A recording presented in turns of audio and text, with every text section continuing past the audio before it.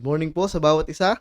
Salamat sa Panginoon sa pagkakataon na tayo ay magkaroon ng session through online recording. So, salamat sa Panginoon. Tayo po ay tapos na sa ating part 1, part 2 at part 3 ng ating pong temang Bring Them In and Send Them Out. Ngayon po ay dadako tayo sa ika-4 na bahagi ng ating temang Bring Them In and Send Them Out. At kuhanin niyo po ang inyong mga Biblia. Kung kayo po ay merong hawak ng mga Biblia sa inyong mga tahanan, buksan po natin ito sa bahagi ng kasulatan po ng Panginoon na atin pong pag-aaralan sa umaga pong ito. Buksan po natin ito sa Acts chapter 1 verse 8. Acts chapter 1 verse 8.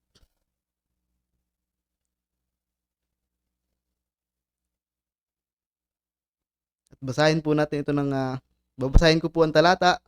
Acts chapter 1 verse 8. The word of God says, "But you will receive power when the Holy Spirit has come upon you, and you will be my witnesses in Jerusalem and in all Judea and Samaria, and to the end of the earth." Tayo pong lahat ay manalangin. Manaming Diyos na dakila sa lahat, salamat po Panginoon sa umagang ito. Salamat po Panginoon sa pribilehiyo na kami po ay makapag-aral ng iyong mga salita through this record preaching, Panginoon. Salamat din Panginoon sa pagkakabasa ng iyong salita. Tunay nga po Panginoon, ito po ay bukas sa aming kalagitnaan. Ikaw na po ang magbigay ng karunungan sa iyong lingkod na gagamitin, sapagkat kinikilala ko po Panginoon ng aking sarili ay hindi sapat, hindi karapat dapat. Ngunit salamat Panginoon sapagkat ikaw ang nag-ari Panginoon sa iyong lingkod. Tunay nga po Panginoon, dalangin po namin ang iyong karunungan ay pagkakaloob mo sa amin Panginoon upang maunawaan ang iyong mga salita. Tunay nga po Panginoon na sa amin pong pag-aaral ng iyong mga salita, patuloy mo kaming linisin Panginoon sa anumang uri ng karumihan. Bihisan po kami Panginoon ng katuwiran ng Panginoong Hesukristo upang ang aming pag-aaral po ng iyong mga salita ay walang maging balaki dito Panginoon. Maunawaan namin at may apply namin Panginoon sa amin araw-araw na pamumuhay bilang mga anak mo. Salamat po Panginoon. Ito na po ang aming panalangin sa aming pangalan ng Panginoong Hesus. Amen.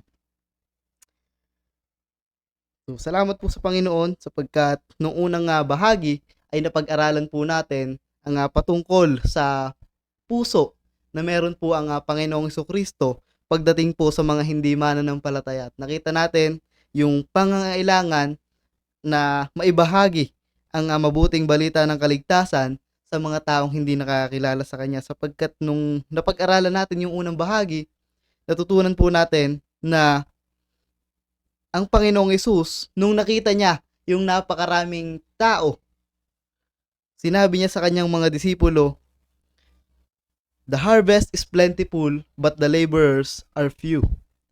Nakita ng Panginoong Hesus at sinabi ng Panginoong Hesus sa kanyang mga disipulo po ang pangailangan na ang mabuting balita ng kaligtasan ay maibahagi sa mga taong hindi pa nakakakilala sa Kanya.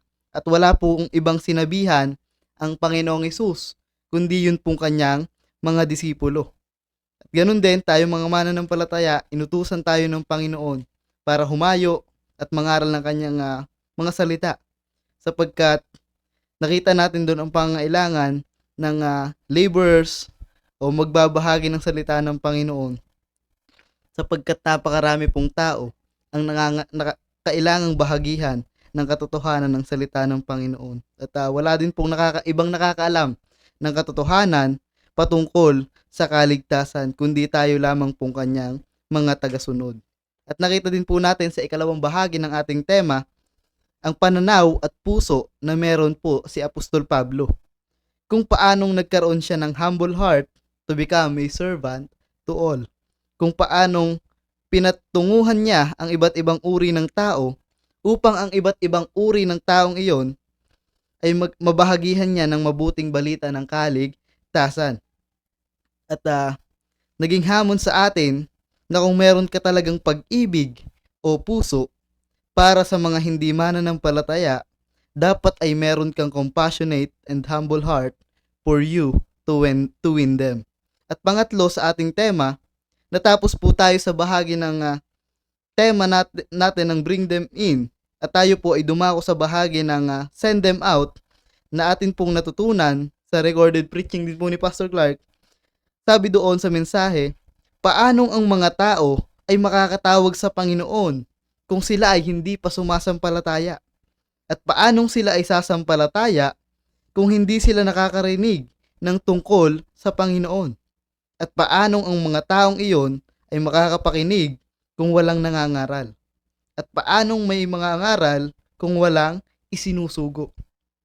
Nakita natin ang pangangailangan kung paano ang isang tao ay makakatawag sa Panginoon. Kung atin pong babaliktarin, yan, makikita po natin na ang pangangailangan upang ang tao ay magkaroon ng pandinig, pananampalataya at pagkakataon na tumawag sa Panginoon ay sa pamamagitan po ng pagsusugo ng Panginoon. Kung may isinugo, meron pong mangangaral. At kung merong mangangaral, meron pong makakapakinig. At kung meron pong makakapakinig, merong sasampalataya at makakatawag sa Panginoon. At nalaman din natin ang pagsugo ng Panginoon sa ating mga mananampalataya to make disciples of all nations. At napakaganda po doon ng sinabi kung ano nga ba ang idea ng disciple. Disciple is certified or authentic believer and a committed follower. At ganyan ang kailangan daw po nating i-produce. At nakita natin ang mga pangako na ibinigay ng Panginoong Hesus na sa kanyang mga tagasunod. Nakita natin yung pangako ng presensya ng Panginoon. Nasabi ng Panginoong Hesus, I am with you always. At nakita din po natin ang provision ng Panginoon.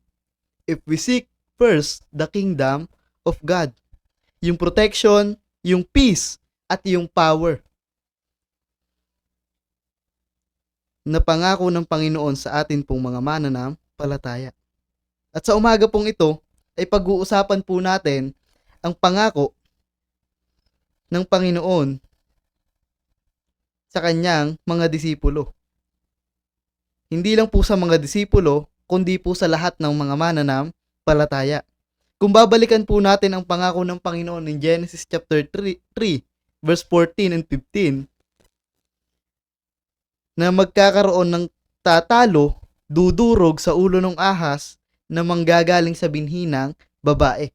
Na ang pangakong ito ay walang ibang tinutukoy kundi ang pagdating po ng ating tagapagligtas. At nakita natin ang katuparan sa pangakong iyon nung dumating ang Panginoong Jesucristo. Siya po ay namuhay sa mundong ito na merong dual nature. He is a truly man and a truly God. Dahil siya ay Diyos, namuhay po siya sa mundong ito nang walang bahid ng kasalanan. At upang bayaran po ang ating kasalanan, siya ay namatay dun sa krus ng Kalbaryo at tayo iligtas mula sa kasalanan, kamatayan at impyerno. At sa ikatlong araw, nalaman natin po sa kanyang mga salita na ang Panginoong Hesus, siya po ay muling nabuhay. Patunay na siya ang ating Diyos at tagapagligtas.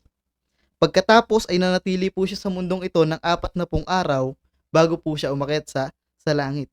At bago po siya umakyat sa langit, meron siyang binitawang pangako sa kanyang mga disipulo. At ang pangako pong iyon ang atin pong pag-aaralan sa umagang ito. Sabi sa Acts chapter 1 verse 8, but you will receive power when the Holy Spirit has come upon you, and you will be my witnesses in Jerusalem and in all Judea and Samaria and to the end of the earth. Sabi diyan, this passage is not merely a promise. It is the mission statement of the church. Before Jesus ascended, He did not give His disciples a schedule, a strategy, or a structure. He gave them power, purpose, and plan. Sabi diyan, ang passage po na ating binasa at ating pong pag-aaralan ay hindi lamang po bastang pangako ng Panginoong Hesus sa kanyang mga disipulo, kundi ito po ay mission statement of the church. Ito ay isa sa mga kinakailangang gawin ng iglesia hanggang sa kapanahunan po natin. Nung time na ang Panginoong Hesus bago po siya mag-ascend, hindi nagbigay ang Panginoong Hesus ng schedule sa kanyang mga disipulo na, mangaral kayo ng kaligtasan sa ganitong oras, ganitong panahon, ganito ang gawin nyo. Hindi po. Kundi ang Panginoon ay nagbigay ng pangako na ang pangakong iyon ay may layunin at kapamaraanan upang maipangalat ang mabuting balita ng kaligtasan. At una po nating makikita ay yung pangako ng kapangyarihan. The promise of power. Sabi po sa verse 8, "But you will receive power when the Holy Spirit has come upon you." Napag-aralan ko po na yung power dito sa talata sapagkat ang New Testament ito po ay isinulat sa lengguwahe ng Greek sapagkat ang universal language po nung kapanahunan ng Panginoong Hesus, kapanahunan ng mga disipulo nung isinulat ang New Testament ay lengguwahe po ng Greek. Kaya po pinag-aralan ko yung salitang power sa lengguwahe ng Greek at sa Greek po ito po ay dunamis. Dahil ang original na lengguwahe nga po nung sinulat ang New Testament ay Greek. Ang ibig sabihin po ng power diyan ay dunamis na ang meaning is divine empowerment of supernatural ability. Divine empowerment or supernatural ability. And God never commands mission without supplying power. Not human effort, but divine empowerment. Ang Panginoon ay hindi po siya nagko-command sa atin na wala sa kanyang plano. Because we believe that all things are already perfect and aligned by God. Therefore, wala na pong mali o sala sa plano ng Panginoon. Kaya't siya din po ang magbibigay ng kapangyarihan, kakayahan sa atin to accomplish His purpose. Sabi pa diyan, ang purpose na iyon ay magagawa natin not because of us, kundi dahil sa pagkilos po ng banal na espiritu sa atin pong buhay. Kaya po nung time na ang Panginoong Hesus ay aakit sa langit, inutusan ng Panginoong Hesus ang lahat ng mga mananampalataya na humayo at gawing tagasunod niya ang lahat ng bansa. Na ito ay narinig natin sa ikatlong bahagi po ng ating tema, Bring them in and send them out.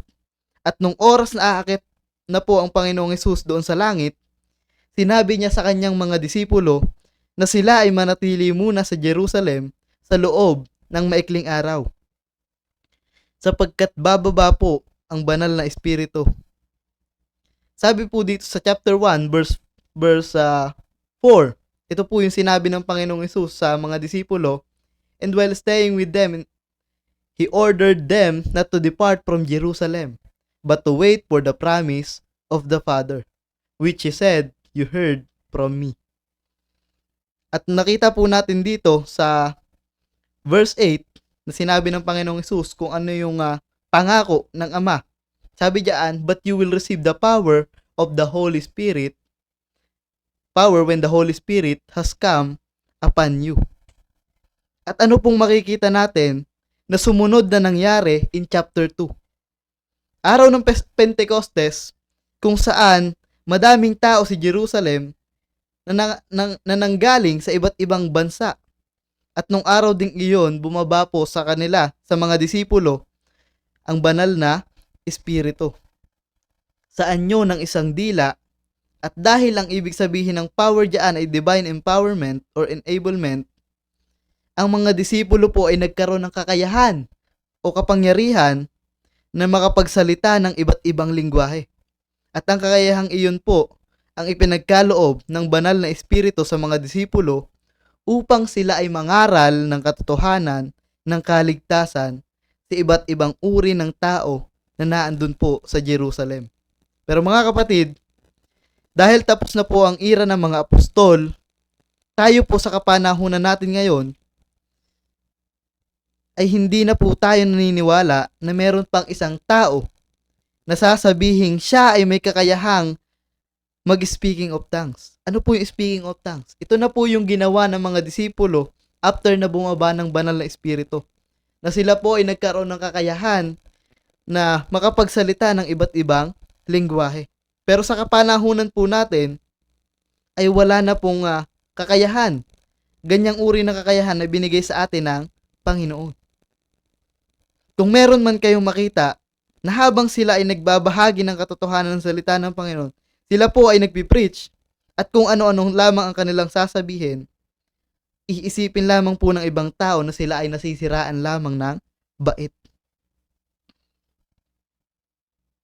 Sapagkat kung bakit hindi na po able ang mga mananampalataya na mag-speaking of tongues sa kapanahunan natin, sapagkat meron na pong mga mananampalataya sa iba't ibang sulok ng mundo kung saan merong kakayahang magsalita ng mga lengguwahe kung saan dapat sila magre-reach out do sa mga tao na ganoon din ang klase ng lengguwahe na meron sila. Kaya hindi na po wala na po tayong makikita sa kapanahunan natin ngayon at wala na dapat mananampalataya sa kapanahunan po natin ngayon na magsasabi na meron siyang kakayahang mag-speaking of tongues.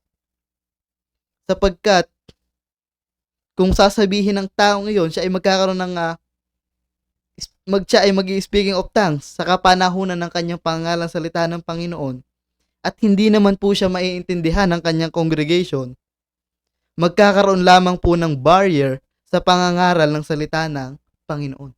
Imbes na ang taong iyon ay nagtuturo ng mga bagay patungkol sa salita ng Panginoon na maiintindihan ng kanyang mga audience, kanyang congregation, ay lalo pa pong hindi mauunawaan.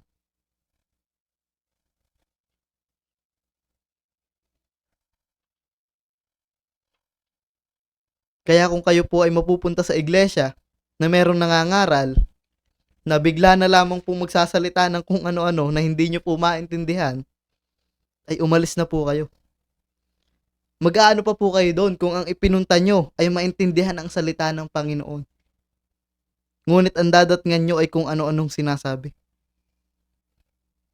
Mga kapatid, inalaw lang po ng Panginoon ang ganyang klase ng kakayahan noong unang panahon upang mabilis na maipangaral ang katotohanan ng kaligtasan sa iba't ibang uri ng tao.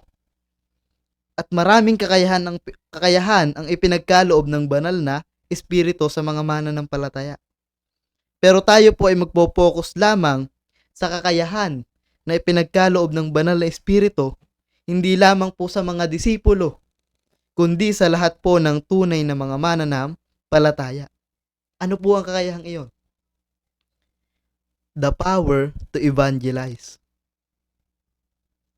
Kapangyarihan o kakayahan na magbahagi ng katotohanan ng kaligtasan. At dahil tayo ay naniniwala na meron tayong banal na espiritu, at tayo ay naniniwala sa kapangyarihan ng banal na espiritu, sabi diyan, because we have the Holy Spirit and we believe in the power of the Holy Spirit, we must share the gospel boldly to those in need. Kaya ano pong hamon sa ating practical application? Dahil kine-claim mo na ikaw ay tunay na tagasunod ng Panginoong Hesus at ikaw ay mananampalataya, andun dapat ang malalim na desire mo para maibahagi sa iba ang natutunan mo tungkol sa kaligtasan. Huwag kang madamot. Ito ay libre na lamang nating natanggap na biyaya galing sa Panginoon. Tas hindi mo pa ibabahagi. Sabi nga sa una at ikalawang bahagi, dapat ay naandun ang ating compassion and humility as we reach out other people. Sabi niyan sa una, nakita natin yung pangako ng Panginoon. Nabababa ang banal na espiritu at bibigyan tayo ng kapangyarihan. Kapangyarihang ipangaral ang katotohanan ng kaligtasan. At pangalawa, nating makikita sa talatang ito, sabi diyan, but you will receive power when the Holy Spirit has come upon you. And you will be my witnesses in Jerusalem and in all Judea and Samaria and to the end of the earth. Ano po yung makikita natin dyan na sa pangalawang katotohanan na makikita natin sa talatang ito? Makikita po natin dyan yung purpose ng power na ipinagkaloob ng Panginoon sa atin pong mga mananampalataya. Sabi dyan, ano po yung purpose? And you will be my witnesses.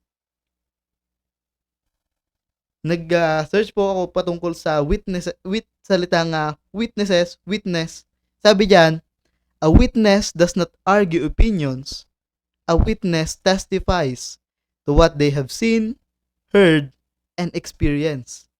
Kapag sinabing witness, ito ay naghahawak ng patotoo o ebidensya upang merong panigan ang hukom base sa kanyang desisyon. At ang witness, sabi diyan, sila po ay nagpapatotoo base sa kanilang nakita, narinig, at naranasan. Kapag po sinabing witness, minsan ito ay ginagamit na term sa gospel sharing. Pag-share ng gospel o pag-witness o sa ibang sa Tagalog ng winning souls ay pangangaluluwa. At mga kapatid, dahil tayo ay naniniwala na nakita, narinig, at naranasan natin ang kaligtasan, dapat tayong maging witness sa ibang tao. Maging witness ng kaligtasang ginawa ng Panginoong Hesus doon sa krus ng Kalbaryo. Na tumubo sa atin, sa ating mga kasalanan, at nagbigay sa atin ng buhay na walang hanggan. Nung nangaral si Apostol Pedro, unang pangangaral nung nagsimula ang iglesia, wala siyang ibang ibinahagi sa mga tao kundi ang buhay po ng Panginoong Hesukristo. Sapagkat siya po ay naging saksi o witness ng ginawa ng Panginoong Hesus, kaya't ipinangaral niya ang katotohanan ng kaligtasan. Na ang makakapagligtas lamang sa ating mga tao ay walang iba kundi ang Panginoong Hesukristo. Kaya ano pong nangyari pagkatapos itong marinig ng mga tao? Sabi nila sa mga apostol, mga kapatid, ano ba ang dapat naming gawin? Ano pong sinabi ni Pedro? Pagsisihan ninyo at talikuran ang inyong mga kasalanan. Dahil nakita at naging saksi si Pedro sa buhay ng Panginoong Hesus, at siya din ay naging witness mismo kung paano ang isang tao ay magkakaroon ng kaligtasan, ano pong kanyang ginawa? Siya ay nag-witness o nag-share ng gospel sa ibang tao. Sapagkat iyon po ang nararapat niyang gawin. At ganoon din po sa ating mga mananampalataya. Sapagkat kung kineklaim mo na ikaw ay tunay na ligtas, naranasan mo ang kaligtasan na ibinigay ng Panginoong Hesus, huwag mo itong sarilihin. Sapagkat meron pa pong mga tao na nangangailangan makarinig ng mabuting balita ng kaligtasan.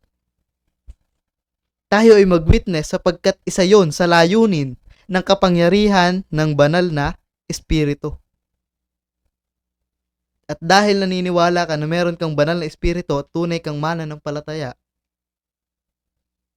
meron kang kapangyarihan na mag-share ng gospel.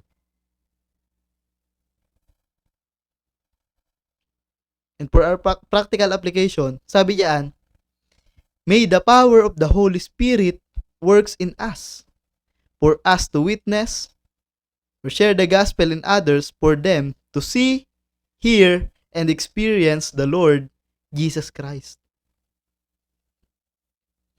Nawa nga ay ang kapangyarihan ng banal na Espiritu ang kumilos sa buhay na meron po tayo.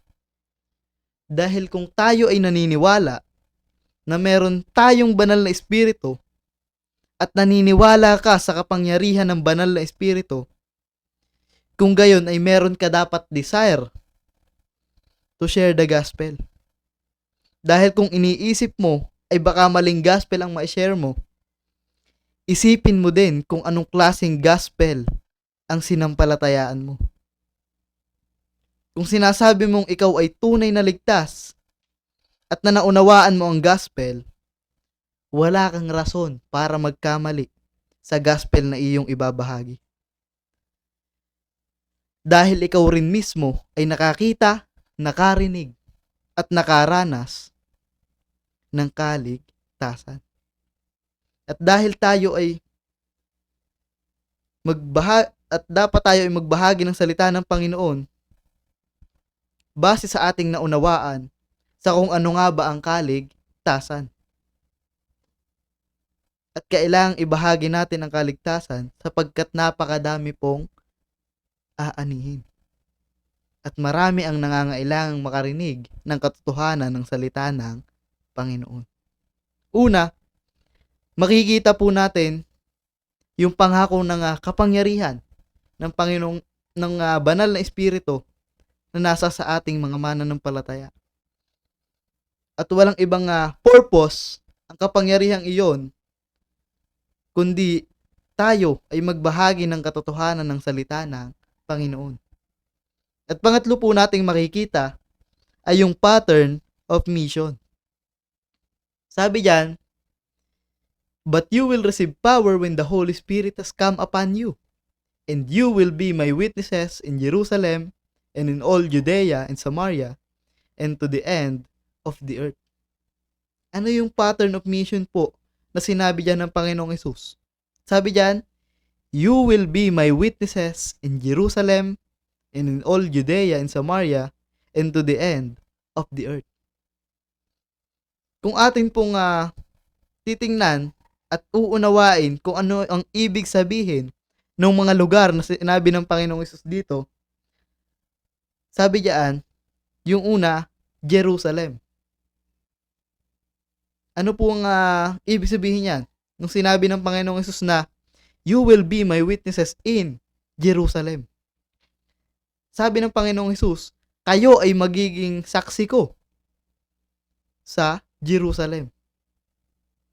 Sabi ng Panginoong Hesus, kayo ay mangangaral ng katotohanan ng kaligtasan sa mga kung nasaan kayo. Sabi diyan, Jerusalem ay yung where you are. Kung nasaan ka. Kung saan ka iniligay ng Panginoon. At makikita natin na nung time na bumaba ang banal na espiritu sa mga disipulo, sila po ay hindi na lumayo upang magbahagi ng katotohanan ng salita ng Panginoon. Kundi dun mismo sa Jerusalem kung saan bumaba ang banal na espiritu, ay doon po simulang nangaral ng katotohanan ng salita ng Panginoon ng mga disipulo. At ano pa? Sabi diyan, "You will be my witnesses in Jerusalem and in all Judea." At wala naman pong ibang tao na nakatira doon sa Judea, kundi mga Hudyo. Kaya anong sabi ng Panginoong Hesus? Kayo ay mangaral ng katotohanan ng salita ng Panginoon, ng kaligtasan, hindi lang kung nasa saan kayo, kundi sa mga taong kagaya ninyo. People like you.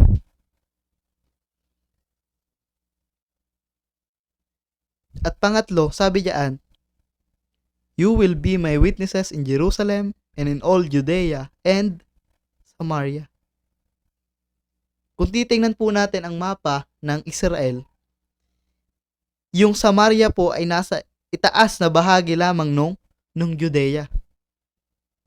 Kung saan ang mga nakatira doon ay mga halong Hudyo, mga Hentil. Kaya ano pong sabi diyan? Kayo ay mangaral ng katotohanan ng salita ng Panginoon sa iba't ibang klase ng tao. Hindi lang sa mga taong kagaya ninyo, kundi sa ibang uri ng tao. At ano pa? And to the end of the earth. Mangaral kayo ng mabuting balita ng kaligtasan kahit kanino at kahit nasaan kayo. Yung Jerusalem ay kung saan ka inilagay ng Panginoon. Yung Judea ay mangaral ka sa mga taong kagaya mo. Kumbaga, kung ating iisipin, ang Jerusalem natin dito sa Nauhan ay kung saan mismo tayong lugar inilagay ng Panginoon. At ang ating Judea ay ito pong mismong Nauhan. At ang ating Samaria ay yung mga karatig lugar. Kagaya ng iba't ibang bayan sa ating paligid. At ito pong the end of the earth na sinasabi dito ay kahit saan mang sulok ng mundo. Kahit saan ay pwede kang mangaral ng katotohanan ng salita ng Panginoon. Kaya sabi po dyan sa ating conclusion, sa ating pong practical application, we must reach our neighbors before reaching the nations. Sapagkat wala po tayong ibang magiging rason kung tayo ay lalayo at magbabahagi ng salita ng Panginoon doon sa malayong lugar. Sapagkat alam natin na meron pang mga tao na sa ating bayan, sa ating lugar na pinagdalan sa atin ng Panginoon, pinaglagyan sa atin ng Panginoon, marami pang tao ang hindi nakakakilala sa Panginoon. Kaya kung sasabihin mo na mangangaral ka at pupunta ka sa ibang lugar para magbahagi ng salita ng Panginoon, ay niloloko mo lamang ang iyong sarili. Sapagkat sa lugar na pinaglagyan sa iyo ng Panginoon, ay marami pang taong hindi nakakakilala sa Kanya. Nakita natin ang katotohanan ng salita ng Panginoon sa bahagi ng kasulatan na atin po pinag-aralan, na binigyan tayo ng kapangyarihan ng Panginoon sa pamamagitan ng banal na Espiritu. At walang ibang layunin ng kapangyarihang iyon kundi tayo po ay magbahagi ng katotohanan ng kaligtasan.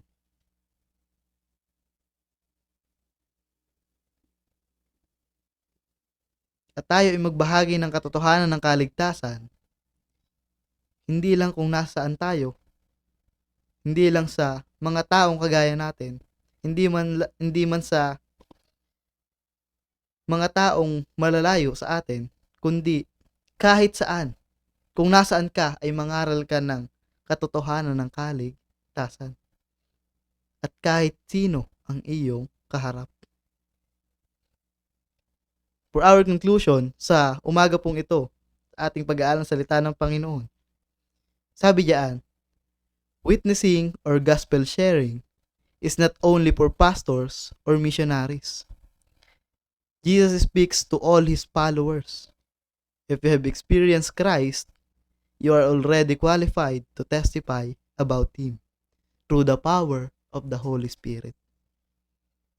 Sabi po sa ating conclusion, ang pagbabahagi ng salita ng Panginoon ay hindi lamang po para sa mga pastor o kaya naman ay sa mga missionary, kundi ang Panginoon po ay inuutos niya sa ating lahat na mga mananampalataya. At kung ikaw mismo ay nagkaroon ng kaligtasan at kineklaim mo na ikaw ay tunay na mananampalataya at tunay na nakakilala sa Panginoon, sabi diyan, you are already qualified to testify about Him through the power of the Holy Spirit. Sapagkat kung ikaw ay tunay na mananampalataya, meron kang banal na espiritu at ang banal na espiritu ang magbibigay sa iyo ng kapangyarihan to evangelize. Kaya sabi kanina sa ating second point, ang purpose ng kapangyarihan ng banal na espiritu at ang kapangyarihan na ibinigay niya sa atin ay kapangyarihang magbahagi ng katotohanan ng kaligtasan.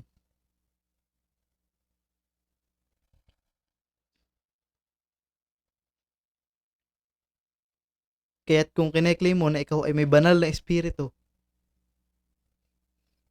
magkaroon ka din ng desire, malalim na desire, to share the gospel sa mga taong nangangailangang mabahagihan ng kaligtasan.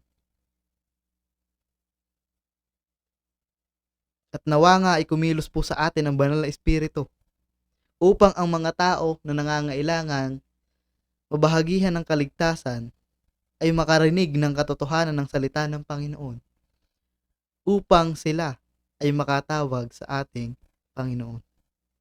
Yun lamang po, sa umagang ito tayo pong lahat ay manalangin. Manaming Diyos, dakila sa lahat, salamat po sa iyong mga salita, sa katotohanan na binigay mo sa amin, Panginoon, sa pangako ay pinagkaloob mo sa bawat isa sa amin at sa purpose, Panginoon, ng pangakong ito. Tunay nga po, Panginoon, salamat sa banal na espiritu na meron po kami. Patunay na kami po ay iniligtas mo, tinubos sa aming mga kasalanan, binigyan ng buhay. Salamat, Panginoon, sapagkat ikaw po ang nagbigay sa amin ng kakayahang pagbahagi ng katotohanan ng salita ng Panginoon. Katotohanan ng maging saksi sa kung anong ginawa mo, Panginoon, para sa amin upang magkaroon po kami ng kaligtasan. Salamat po sa aming natutunan. Tunay nga po, Panginoon, nawa ay magbukas ang aming isip sa katotohanan ng kapangyarihan ng banal na espiritu na meron po kami. Sapagkat alam namin, Panginoon, nawa ibinigay mo ito sa amin upang kami maging saksi sa mga taong nangangailangan na makarinig ng katotohanan po ng iyong mga salita. Tulungan mo kami, Panginoon, na ang katotohanan ng iyong mga salita ay hindi lamang po namin sarilihin, kundi ibahagi din po namin ito sa ibang tao. Salamat po, Panginoon, sa iyong mga salita. Nawa, Panginoon, ikaw po ang aming nabigyan ng kapurihan. At ang iyong mga salita po na ipangaral sa amin sa umagang ito ay naging pagpapala po sa bawat isa at maging hamon sa bawat isa para po kami, Panginoon, ay magkaroon ng motivation na ibahagi po ang katotohanan ng iyong mga salita sa mga taong hindi pa nararanasan, hindi pa nakakapakinig, hindi pa nakakakita ng kaligtasan kagaya na ipinakita mo po sa amin. Salamat po, Panginoon. Ito na po ang aming panalangin sa tanging pangalan ng Panginoong Hesus.